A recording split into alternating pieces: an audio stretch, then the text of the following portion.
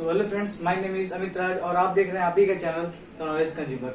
तो आइए देखते हैं जो आज का हम लोग लेक्चर बेसिकली किस चीज बेस्ड है। आज हम लोग क्या क्या चीजें पढ़नी है। यहाँ क्या लिखा हुआ है, chapter first the rise of nationalism in Europe. देखिए SST class 10th history chapter first the rise of nationalism in Europe. देखिए हम लोग आज क्या पढ़ने वाले हैं, क्लास 10th का हिस्ट्री का जो पहला चैप्टर है इसका क्या नाम है, the rise of nationalism in Europe. उसका हम लोग आज लास्ट टॉपिक पढ़ेंगे। ठीक, तो उस टॉपिक क्या नाम है, नेशनलिज्म एंड इम्पीरियलिज्म। आइए समझते हैं कि नेशनलिज्म और इम्पीरियलिज्म में क्या अंतर है। और जो देखिए ये दोनों जो वर्ड है वो अलग अलग वर्ड है, ठीक ना, इन दोनों वर्ड में बहुत अंतर है। आइए समझते हैं कि इन दोनों वर्ड का मतलब क्या है, इन दोनों वर्ड में क्या क्या चीजें दी गई है, इन दोनों वर्ड से क्या क्या सीखने को मिलता है। यहाँ पे लिखा है नेशनलिज्म एंड इम्पीरियलिज्म। आइए बात समझते हैं कि नेशनलिज्म का मतलब क्या होता है, इम्पीरियलिज्म का मतलब क्या। देखिए नेशनलिज्म का मतलब क्या होता है, राष्ट्रवाद। इसका मतलब हिंदी में क्या बोल सकते हैं, इसको राष्ट्रवाद बोल सकते हैं। और जो इम्पीरियलिज्म उसको क्या बोल देंगे, साम्राज्यवाद बोल देंगे। इन दोनों वर्ड से बहुत डिफरेंस है, याद रखिएगा लोग। तो ये हम लोग आज लास्ट टॉपिक होने वाला है। इसके बाद हम लोग क्या करेंगे, दूसरे चैप्टर पढ़ेंगे, ठीक है ना। इसका क्या नाम है, नेशनलिज्म इन इंडिया। ठीक है, आज हम लोग इसका लास्ट टॉपिक पढ़ेंगे। आज हम हिस्ट्री का जो चैप्टर फर्स्ट है उसका हम लोग क्या पढ़ेंगे, आज लास्ट टॉपिक पढ़ेंगे। इसका क्या नाम है, नेशनलिज्म एंड इम्पीरियलिज्म। तो मैंने आपको बता दिया जो नेशनलिज्म होता है क्या होता है, राष्ट्रवाद होता है, और जो इम्पीरियलिज्म होता है वो क्या होता है, साम्राज्यवाद होता है। इन दोनों में बहुत ही अंतर होता है। ठीक, यहाँ पे लोग most conflicted area in Europe, Balkan. देखिए क्या था, जो ये पूरा टॉपिक है वो बेसिकली बाल्कन का। देखिए यूरोप क्या था, एक बहुत ही बड़ा एरिया था, इसका क्या नाम था, बाल्कन नाम था। देखिए जो यूरोप है ना, जो यूरोप महाद्वीप है, वहां पर क्या था कि बहुत ही बड़ा इलाका था, बहुत ही बड़ा एरिया था, इसका क्या नाम था, बाल्कन था।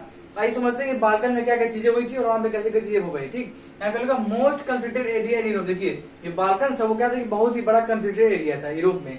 मोस्ट कंफ्लिक्टेड का मतलब है बहुत ही विवाद भरा, बहुत ही विरोधी भरा एरिया था। यहाँ पे most conflicted area in Europe Balkan. देखिए जो बाल्कन था बहुत ही कंफ्लिक्टेड एरिया था यूरोप का। ठीक, बहुत ही बड़ा एरिया भी था और बहुत ही कंफ्लिक्टेड एरिया था, मतलब बहुत ही विवादों वाला एरिया था। ठीक, विवादों वाला एरिया क्यों था समझते हैं। यहाँ पे लिखो है बाल्कन रीजन। देखिए जो बाल्कन था क्या था, बहुत ही बड़ा जगह था और बहुत ही बड़ा रीजन था। जो बाल्कन रीजन था उसमें बहुत सारे जगह आती थी, बहुत सारे राज्य आते थे। समझते कौन कौन से राज्य आते थे यहाँ पे, Balkan region Romania, Bulgaria, Albania, Greece, Macedonia, Croatia, Bosnia Herzegovina, Slovenia, Serbia, Montenegro. देखिए इन सारे जगहों को मिलाकर, इन सारे राज्यों को मिलाकर, इन सारे मतलब जगहों को मिलाकर क्या बना, तो बाल्कन रीजन बना था। देखिए बाल्कन रीजन बहुत ही बड़ा रीजन था। जो यूरोप का पार्ट था उसमें क्या था, बाल्कन बहुत ही बड़ा पार्ट था। ठीक, यहाँ पे लिखो बाल्कन रीजन। तो बाल्कन रीजन में कौन कौन से जगह आती थी मैंने आपको बता दिया। बाल्कन रीजन में कौन कौन जगह आती थी, यहाँ पे लिखो Balkan region Romania, Bulgaria, Albania, Greece, Macedonia, Croatia, Bosnia Herzegovina, Slovenia, Serbia, Montenegro. इन सारे जगहों को मिलाकर क्या बना था, बाल्कन बना था। जो यहाँ पे सारी जगह लिखी हुई ना, Romania, Bulgaria, Albania, Greece, Macedonia, Croatia, Bosnia Herzegovina, Slovenia, Serbia, Montenegro, इन सारे देशों को मिलाकर, इन सारे जगहों को मिलाकर क्या बना था, बाल्कन रीजन बना। देखिए बाल्कन क्या था, बहुत ही बड़ा रीजन था। ठीक, यहाँ पे लोग देखिए जो बाल्कन रीजन था वो कहाँ पर था, यूरोप में था। ठीक है, जो यूरोप में क्या था कि बहुत ही बड़ा पार्ट था, जिसका क्या नाम था, बाल्कन नाम, तो मैंने आपको बता ही दिया। तो क्या हुआ, जो बाल्कन था वो किसके अंडर में था, ऑटोमन अंपायर के अंडर में था। देखिए जो बाल्कन का पूरा रीजन था, पूरा मतलब कि बहुत ही बड़ा पार्ट, जो बाल्कन का बहुत ही बड़ा पार्ट था वो किसके अंडर में था, तो ऑटोमन अंपायर के अंडर में था। ठीक ना, जो ऑटोमन अंपायर था उसके अंडर में क्या था कि बाल्कन का बहुत ही बड़ा रीजन था। जो बाल्कन का बहुत ही बड़ा पार्ट था ना, जो बहुत ही बड़ा रीजन था, एक मान लीजिए बाल्कन है, उसका बहुत ही बड़ा पार्ट क्या था कि ऑटोमन अंपायर के अंडर में था। ठीक है, आइए समझते हैं क्या लिखा, Ottoman empire fail to strength his power by modernization and internal reform. देखिए ऑटोमन अंपायर क्या था कि उसने बहुत ही बड़ा जगह कब्जा कर लिया था बाल्कन का। जो ऑटोमन अंपायर था उसने क्या किया था कि बहुत ही बड़ा जगह कब्जा कर लिया था बाल्कन का। तो बाल्कन के लोग बहुत परेशान हुआ करते थे। बाल्कन से लोग परेशान इसलिए हुआ करते क्योंकि जो ऑटोमन अंपायर उनको डिस्क्रिमिनेट करता था, उनको बहुत ही परेशान करता था, उनको बहुत ही तरह से प्रताड़ित करता था। तो उससे क्या हुआ, जो बाल्कन के लोग थे वो परेशान हो गए और वो विरोध करने लगे। और उनके अंदर क्या हुआ कि नेशनलिज्म की भावना डेवलप होने लगी और नेशनलिस्ट फीलिंग डेवलप होने लगी। क्या हुआ, बहुत सारे लोगों ने विरोध किया और क्या हुआ कि धीरे धीरे क्या हुआ कि ऑटोमन अंपायर टूटने लगा। जो ऑटोमन अंपायर ने कब्जा किया, जो ऑटोमन अंपायर था उसने क्या किया था, बहुत सारी जगहों कब्जा किया था बाल्कन की। जो बाल्कन की जगह थी उसको क्या कहती कि जो बाल्कन की बहुत सारी जगह थी उसको क्या कहते, जो ऑटोमन अंपायर था उसने कब्जे में कर लिया था। तो क्या हुआ, धीरे धीरे क्या हुआ कि ऑटोमन अंपायर टूटने लगा, ऑटोमन अंपायर का डिसइंटीग्रेशन होने लगा, मतलब कि एक तरह से पूरा ऑटोमन अंपायर टूटने लगा। ठीक ना, तो यहाँ पे Ottoman empire fail to strength his power by modernization and internal reform. देखिए जब क्या हुआ, जो ऑटोमन अंपायर टूटने लगा तो क्या हुआ कि ऑटोमन अंपायर था उसने सोचा कि हम क्या करेंगे, मॉडर्नाइजेशन लाएंगे और इंटरनल रिफॉर्म्स लाएंगे। इसने ऐसा क्यों सोचा, आप सोच रहे हो इसने ऐसा क्यों सोचा, इसने ऐसा इसलिए सोचा क्योंकि उसने सोचा कि अगर हम मॉडर्नाइजेशन ला देंगे और इंटरनल रिफॉर्म्स ला देंगे तो क्या होगा कि बाल्कन जो हमारा जो रीजन टूट रहा है वो बच जाएगा। लेकिन ऐसा क्या हुआ, वो अपने इरादों में सफल नहीं हुआ। जो ऑटोमन अंपायर था वो क्या हुआ, अपने इरादों में सफल नहीं हुआ। क्योंकि यहाँ करेगा Ottoman empire fail to strength his power by modernization and internal reform. देखिए ऑटोमन एम्पायर सोचा कि हम फिर से क्या करेंगे, बाल्कन से कब्जा कर लेंगे, क्योंकि क्या हुआ कि जो बाल्कन के रीजन थे वो क्या होने लगे, टूटने लगे और अलग अलग होने लगे। तो क्या हुआ, उससे ऑटोमन एम्पायर बहुत परेशान हो गया और उसने सोचा कि हम मॉडर्नाइजेशन ला देंगे और इंटरनल रिफॉर्म्स ला देंगे, उससे क्या होगा कि हमारा जो रीजन टूट रहा है वो बच जाएगा। लेकिन ऐसा नहीं हुआ और सारा रीजन टूटते चला गया। ठीक, यहाँ कल का Balkan state jealous of Egypt. देखिए जो बाल्कन का पूरा रीजन था उसमें बहुत सारे स्टेट थे। देखिए बाल्कन से पूरा रीजन था उसमें बहुत सारे स्टेट थे। तो क्या हुआ, जो बाल्कन के स्टेट थे वो एक दूसरे से क्या थे, जेलस थे, एक दूसरे से क्या थे, जला करते थे। वो जलते क्यों थे, क्योंकि क्या था, जो बाल्कन के बहुत सारे रीजन थे वो एक दूसरे को कब्जा करने की सोचते थे कि हमारा जैसे मान लीजिए रोमानिया जलता था किससे, बुल्गारिया से। मान लीजिए कोई भी बाल्कन का रीजन है किसी और जलता है तो किससे जलता है, क्योंकि उसको कब्जा करने के लिए जो बाल्कन के स्टेट थे वो चाहते थे कि हम एक दूसरे को कब्जा कर ले, अपनी टेरिटरी को बढ़ा ले।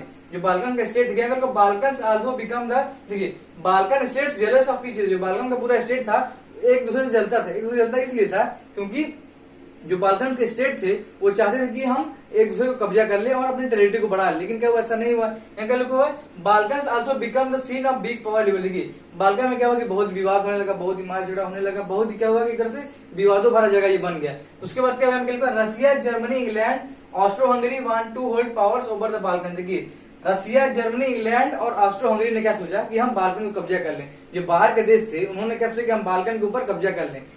कौन कौन से देश चाहते थे, रसिया, जर्मनी, इंग्लैंड, ऑस्ट्रो हंगरी। देखिए ऐसे क्वेश्चन पूछ क्या जाएगा कि कौन कौन से जो रीजन थे जो कि बाल्कन पर कब्जा करना चाहते थे। तो आप लोग क्या बताएंगे, Russia, Germany, England, Austro Hungary want to hold powers over the Balkan. देखिए कौन कौन से ऐसे देश थे जो कि बाल्कन को कब्जा करना चाहते थे, तो रसिया, जर्मनी, इंग्लैंड, ऑस्ट्रो हंगरी। देखिए ये सब सारे देश हैं वो चाहते थे कि हम बाल्कन को कब्जा कर ले।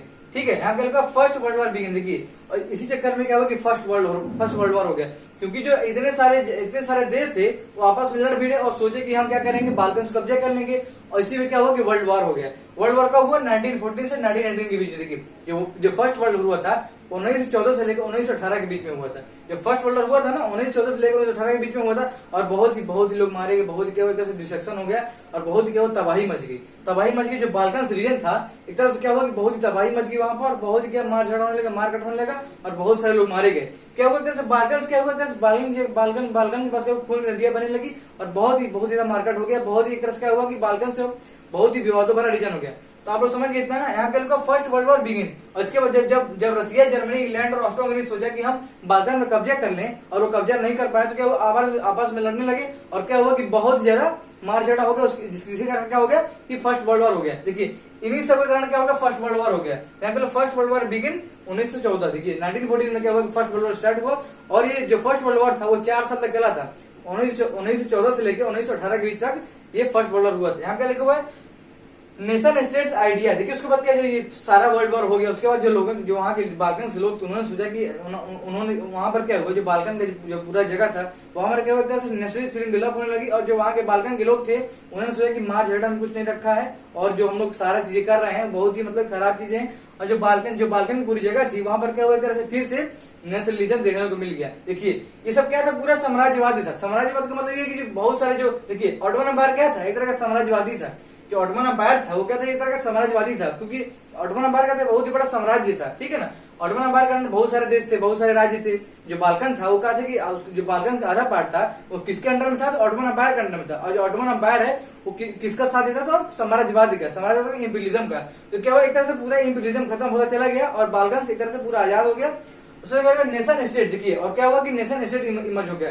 नेशन स्टेट का मतलब क्या है, एक तरह से राष्ट्र, एक तरह से मतलब राष्ट्र राज्य। देखिए यहाँ पे नेशन स्टेट का मतलब ये है कि एक तरह से राष्ट्रवाद की भावना उजागर हो गई वहां पर और वहां के सारे लोग समझ गए कि हाँ नेशनलिज्म की फीलिंग डेवलप हो गई है और सारे लोग एक साथ जुड़कर रहने लगे। और क्या हुआ कि पूरा वहां पर मामला सही हो गया। इतना हम लोग समझ गए ना। चलिए मैं आपको फिर से रिवाइव कर रहा हूँ, मैंने क्या क्या बताया आपको। देखिए यहाँ पे क्या लगा, most conflicted area in Europe Balkan. देखिए यूरोप में क्या था कि बहुत ही बड़ा एरिया था जो कि जिसका क्या नाम था, बाल्कन नाम था और बहुत ही विवादों भरा एरिया था। इसलिए यही मतलब है बाल्कन रीजन। देखिए बाल्कन में कौन कौन से रीजन आते थे, तो Romania, Bulgaria, Albania, Greece, Macedonia, Croatia, Bosnia Herzegovina, Slovenia, Serbia, Montenegro. इन सारे देशों को, इन सारे राज्यों को मिलाकर क्या बनना था, बाल्कन रीजन। बाल्कन बहुत ही बड़ा रीजन था और याद रखिए कहां पर था बाल्कन, यूरोप में। ठीक, बाल्कन बहुत ही बड़ा रीजन था और जो बाल्कन का बहुत ही बड़ा पार्ट, देखिए मान लीजिए कि बाल्कन है और बाल्कन के आधे ज्यादा पार्ट किसके पास था, ऑटोमन एम्पायर के पास था। ठीक, यहाँ कल Ottoman empire fail to strength his power by modernization and internal reform. देखिए जब क्या हुआ कि ऑटोमन एम्पायर को समझ में आ गया कि हमारी यहाँ दाल नहीं गलेगी, तो क्या हुआ, जो ऑटोमन एम्पायर था उन्होंने सोचा कि हम क्या करेंगे, मॉडर्नाइजेशन ला देंगे और इंटरनल रिफॉर्म्स ला देंगे, जिससे कि हमारा जो डिसइंटीग्रेशन हो रहा है वो बच जाएगा। ठीक ना, क्या वो Ottoman empire fail to strength his power by modernization and internal reform. देखिए जब क्या हुआ, जब बाल्कन के लोग विरोध करने लगे कि हमको ऐसे राजा नहीं चाहिए, ऐसे राज्य नहीं चाहिए, तो क्या हुआ कि जो ऑटोमन एम्पायर था उसने सोचा कि हम क्या करेंगे, मॉडर्नाइजेशन और इंटरनल रिफॉर्म्स ला देंगे, जिससे क्या हो कि हम बच जाएंगे। लेकिन क्या हुआ, ऐसा कुछ हुआ नहीं और ऑटोमन एम्पायर का अंत हो गया वहां पर। ठीक, यहाँ पर Balkans also become the scene of big power rival. जो बाल्कन्स जगह थी क्या हुआ कि बहुत ही बड़ा विवाद भरा जगह बन गया। ठीक, और क्या हुआ, जो Russia, Germany, England, Austro Hungary थी, उसने क्या सोचा कि हम बाल्कन्स को कब्जा कर ले, लेकिन कब्जा नहीं कर पाई। ठीक, यहाँ पर फर्स्ट वर्ल्ड वॉर, और यहाँ पर क्या होगा, फर्स्ट वर्ल्ड वॉर हो गया, मतलब 1914 में क्या हो गया, फर्स्ट वर्ल्ड वॉर हो गया। और यहाँ पे nation states idea natural and universal. देखिए और फिर क्या होगा कि नेशन स्टेट का आइडिया इमर्ज हो गया और नेचुरल और यूनिवर्सल हो गया। ठीक ना, इतना हम समझ गए। तो आपको इस टॉपिक से अगर कोई डाउट हो आप लोग कमेंट सेक्शन में पूछ सकते हैं। आप लोग इसको बुक से रिवाइज करते रहिएगा। अगर आपको कोई भी डाउट हो, अगर आपको इससे कोई डाउट हो तो कमेंट सेक्शन में पूछ सकते हैं। तो थैंक यू, मिलेंगे अगले वीडियो में।